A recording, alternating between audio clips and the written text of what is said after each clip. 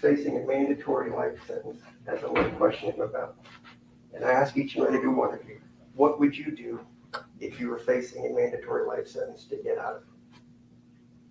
Why would you need to make so many different statements if you were telling the truth? Because remember, the truth is the truth. You don't need to practice it. You don't need to remember it. It's the truth. So let's see who the government has gotten in bed with to try to prove their case against Hernandez Govan. Robert?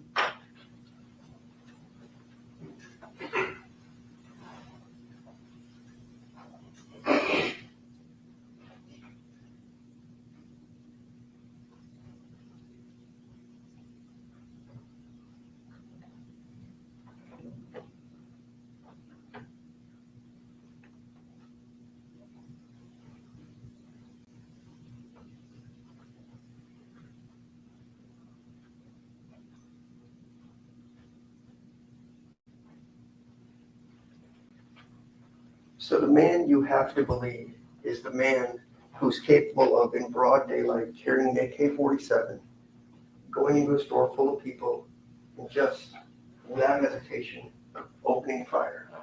And he's the one that's going to tell you that Mr. Govan did this, this, and this. Nothing that he says can be validated. The other thing the government's going to try to talk to you about is cell phone tower records. The expert that the government may call, or if they don't call him, I'll call him, will tell you tower records are inherently unreliable because it's not like on TV.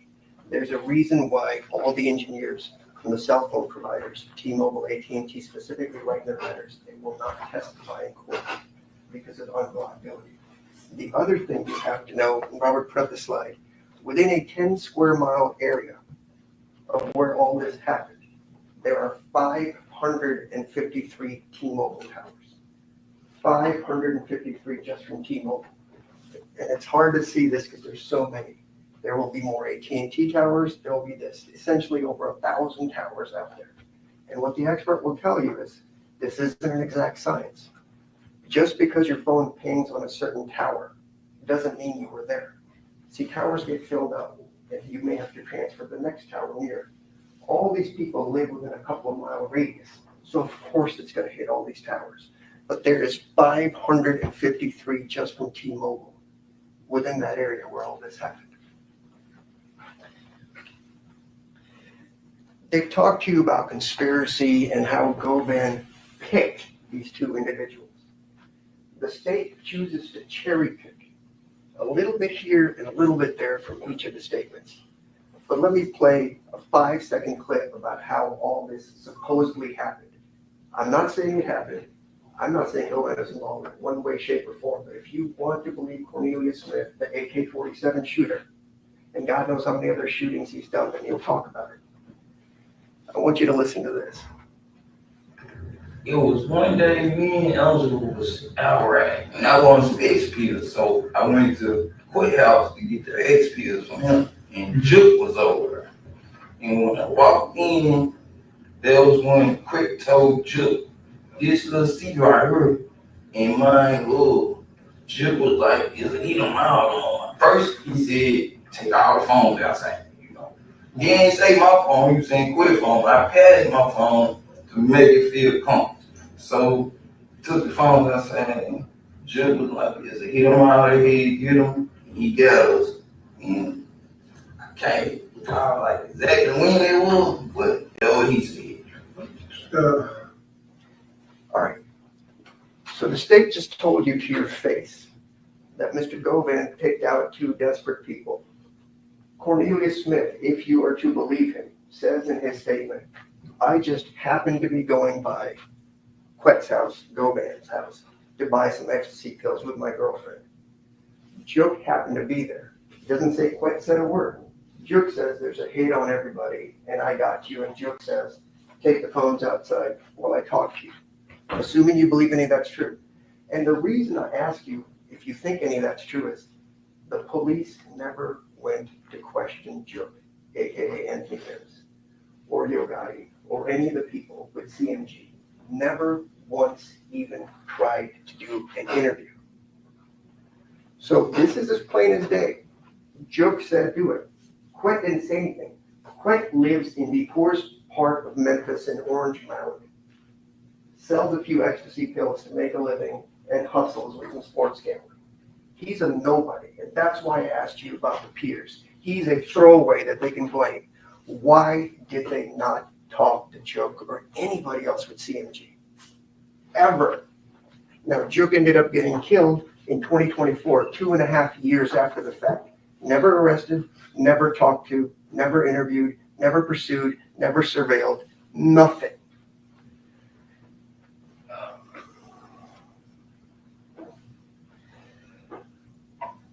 The judge also told you when you assess credibility, you need to look at how well you remember this thing.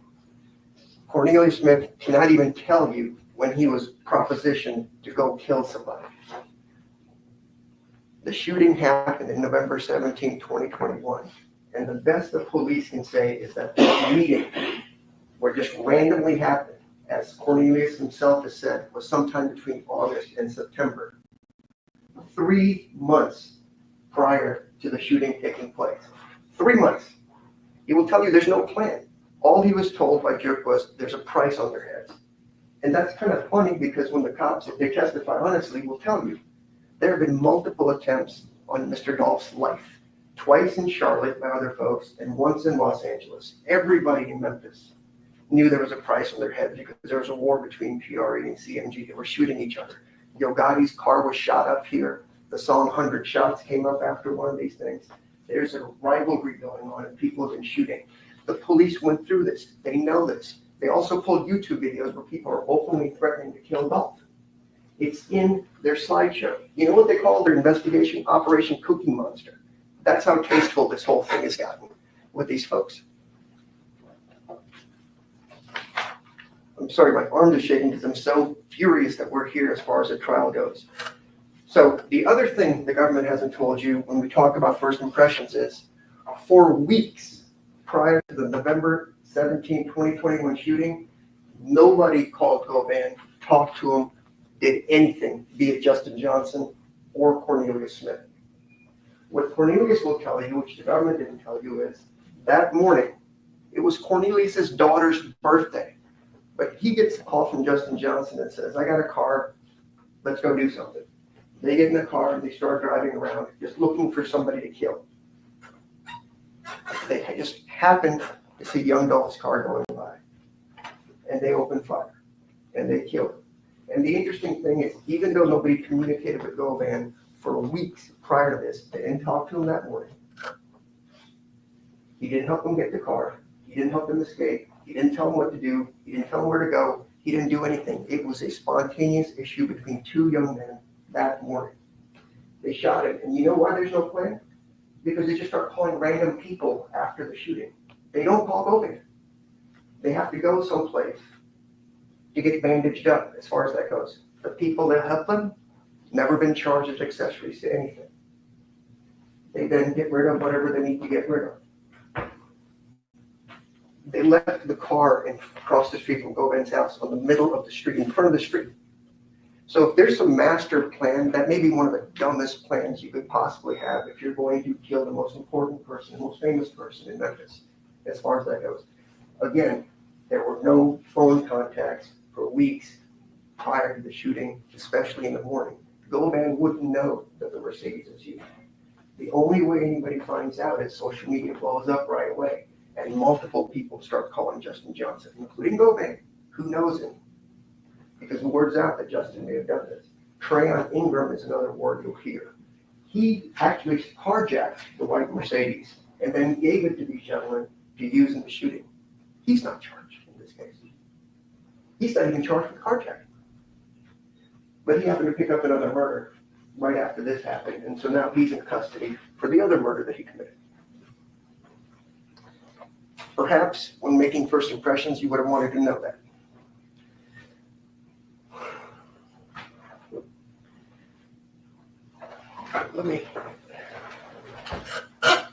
I thought about going over at least one of Cornelius's statements in his lives, but I think it's just a little too much. We would be here for about 2 hours going through everything that he said has been inconsistent, bald-faced lies. In fact, you know how somebody's lying? Because in his first interview, that lasted a little over an hour, 32 times he told the police, trust me, I promise, I swear to God, I wouldn't lie to you. 32 times he says that before answering one of his questions on one of his first interviews after he's caught. And after he's caught, his girlfriend gets questioned because they ran down the license plate numbers, all that stuff with the cars. She lies through her teeth on December 14th of 2021, says, I don't know nothing about nothing. Because Cornelius had to talk to her, trying to make up a false alibi. See, where's the plan in all this? See, if I have a plan to go kill somebody, we have a place to go dig something far away. I have people that can cover for me as an alibi. I don't make random phone calls. And so Angela, who knew nothing about this, according to her, picks them up at the location where they're getting bandaged up for being shot, drives them around town, helps them out. Of course, she's not charged. She initially lies and denies everything. The police then come back and say, we're going to charge you if you don't tell us the truth. And so on the 17th of December, 3 days later, she comes back. But what the police don't know at that time is Mr. Cornelius Smith has called 4 of his family members to reach out to Angela to get the story straight. Because he keeps saying on the jail phone calls, find out what she said, find out what she said, find out what she said. And then on the 17th, it comes back and they're talking to her. And she says, well, we went over to that house sometime in the past, just like we talked about. She doesn't know anybody. She said, I can't think of his name. And the interesting part is the officers say, is it somebody named Q? And then she says, oh yeah, it's Quet. Remember the phrase Bobby Carter that they mentioned? Bobby Carter also lives on Bradley Avenue. They're good friends with Cornelius Smith. They buy pills together and do ecstasy pills together. And the other thing Angela Smith says is, Govan brought us the phone after the fact. How is that part of any plan or anything else? They called and said, give me a phone. The interesting thing about that is if it's true and you believe her, there would be fingerprints on the car. The police fingerprinted it, DNA'd it, did everything. Cornelius's fingerprints are there. Treon Ingram's fingerprints are there. Kirsten Garner, the other guy that worked with Treon to steal the car, his fingerprints are there. There's DNA in there. There's blood in there. But nothing with regards to Govan. They found the car 3 days after the shooting took place across the street from Mr. Govan's house. Has nothing to do with him, didn't touch it. So if he didn't do that, how does he open the door? And frankly, how did he get the keys to open the door? See, Cornelius doesn't give you the details. Did they lock the car after they left? Where were the keys? He doesn't know about any of that stuff. So tell me how Mr. Govan got into the car and how he did it so beautifully, being dumb enough to take the murder car to one of the most famous people and say, let's just park it across the street, and then somehow magically wiped his prints, DNA, hair, anything out of that car while he's looking for the phone. You know why that is? Because he didn't do it. What you're going to hear from Treon Ingram is Treon Ingram, when he stole the car, left his backpack, his wallet, and some other things in the car, and he had Justin Johnson go get them. You will hear that from Treon Ingram's own statement with regards to that car. This is why I talk about first impressions, because they always could be misleading, and in this case, patently false. When you cherry pick the evidence that you want to tell you, and then have the cameras rolling on a high-profile case to pressure you to commit a verdict of guilty, is patently unfair. And just because he's a nobody and doesn't have money like Gotti or Joke, his brother, who was never even questioned or charged, he's the fall guy on all this stuff. He didn't do anything. Even if you believe Cornelius, all he says is, I just happened to show up there, and he said, hey, this is Lil C. Joke took over and started doing all the talking. Do you think that man could pay somebody $100,000 and you'd say, yeah, he's good for it. I don't need any validation. He's good for it. And interestingly enough, Cornelius' story also changes along with Angela's, because initially we were supposed to be paid $1.5 million. Then after another interview, it became $1 million. Then it became $500,000. Then it became $100,000. Then it became, we're going to split $100,000 between me and Justin Johnson. Then it became, somebody gave me $50,000 in a brown paper bag. Then it became, oh no, I'm wrong about that. It was after I was arrested. Somebody gave my lawyer $38,000 in a bag to represent me. That's how many times the story has shifted as far as that goes. But the one thing that he does say is after I got the money from Mr. Jook's people, it was understood that he was on that team. Again, Jook never arrested, never talked to, even though he says that's where the money's coming from. That guy doesn't have $1 million or $100,000 or anything like that. I may walk around wearing fancy ties, but he's indicted. The judge has found that. I'm here to help him because people that are labeled as nobodies, I will not tolerate it. He needs to be fought for. He is your peer. We need to do this right. Mr. Govan, stand up. Hold your head up high. Mr. Govan matters. You can't do this to people just for political gain because you got to solve a crime because somebody famous died. It's just wrong. You can sit down. We can't have a society like this where you base convictions on assault rifle people opening up fire on somebody. And you remember when I told you he couldn't even remember when that meeting was, that random meeting? The best thing he could do is remember that the meeting was sometime between when he tried to shoot Wu or somebody else. That's the best he could do as far as that goes. And so you have to believe if this meeting happened, for 3 months nothing goes on, and then one day it just happens. Remember I asked you about pork chops and chicken and all that kind of stuff? If you're going to do something, even if you have a plan and it changes. If you believe any of that, he didn't have any plan. If you have a plan, you have a place to go. You have a place to hide out. You have an alibi built in. None of that happens. None of that happens. And Mr. Cornelius Smith is going to get up here and tell you, I want to bare my soul. I want to come clean. I want to do all this other stuff. You know, I call BS on that heart because when he tells you that, he will. Because he's testified to it before that he wants to bare his soul. He wants to make amends. Then ask yourself, why for 4 years didn't he just take a guilty plea and take his life sentence and start making amends? He still hasn't pledged anything. His lawyers in negotiations with the government. There's, quote, no deal, but, you know, we do good things out of our heart when we're caught dead, red-handed murdering somebody because we don't want any benefit by coming on the stage and telling you whatever you guys want to hear. 6 times with interviews, 6 potentially more times with the government, more interviews. The truth doesn't change. You don't have to remember it. You don't have to practice it. You don't have to rehearse it. It is what it is. And this is not the truth.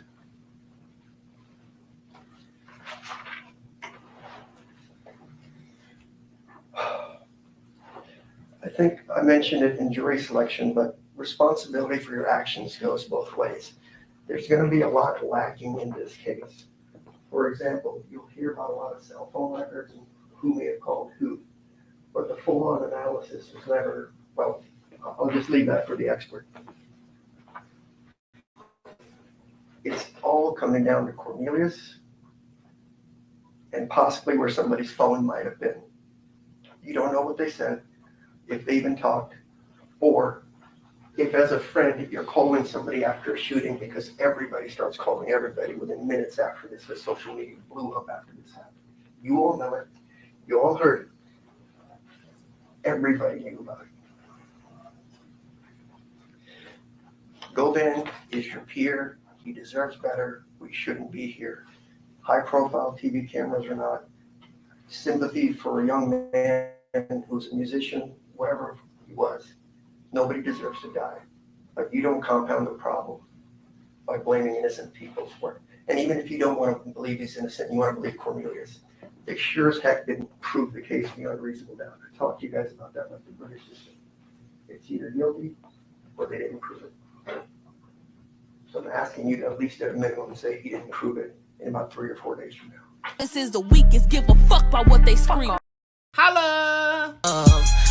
Shout out Mickey. Mickey, you gonna be big. Like I'm trying to conquer the world, coming from where I come from. Hey, this your girl Mickey Truth, #1 blogger in South Carolina. #1 blogger in South Carolina.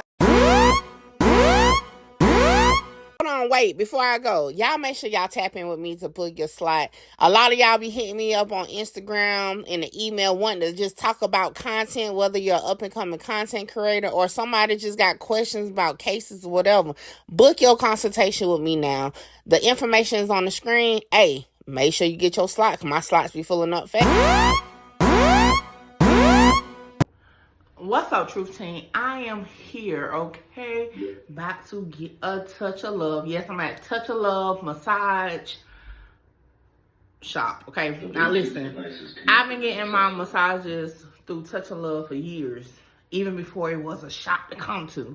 But let me show you around, and then I got to get ready because I'm feeling a little tense. And let me tell you, if you work in like call centers, streamers, YouTubers, sitting at that desk all the time, you definitely need to be tapping in and get your massage.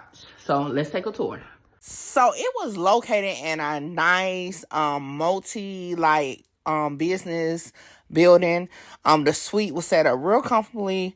It was like to the back, and the candles was burning. The aromatherapy was definitely there. Okay, so I had to get undressed, and I'm like, yo, I gotta get all the way undressed. But anyway, like I said, being getting massages, Nakia is awesome at what she does, and let me tell y'all, them hands are blessed, okay? I got the full body massage, including, okay, the hot stones. And when I say that hour went so fast, I even went to sleep. And I always go to sleep during massage for some reason. But yeah, definitely needed that because y'all know I had a night ahead of me, okay? Guys, I'm Nakia. I am the owner operator of Touch of Love Massage Services. I always start with people. I start with the information of what massage is. So massage is the manipulation of muscles.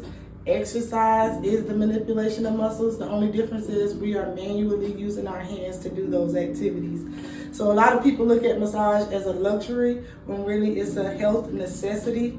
So I'm more on the medical side of things. So if you're experiencing any pain of any sort, muscles is 90% of pain, so I would recommend you to come and get a massage. How can they follow you? I do have my business page, Touch of Love Massage Services, on Instagram. I have Touch of Love Massage Services on Facebook, and if you want to set an appointment with me, you can look me up on Setmore. It's an app platform online where you can book appointments. Hey, there you have it. And y'all, I feel like a new woman, but now it's time to party. So I'll catch y'all in the next one.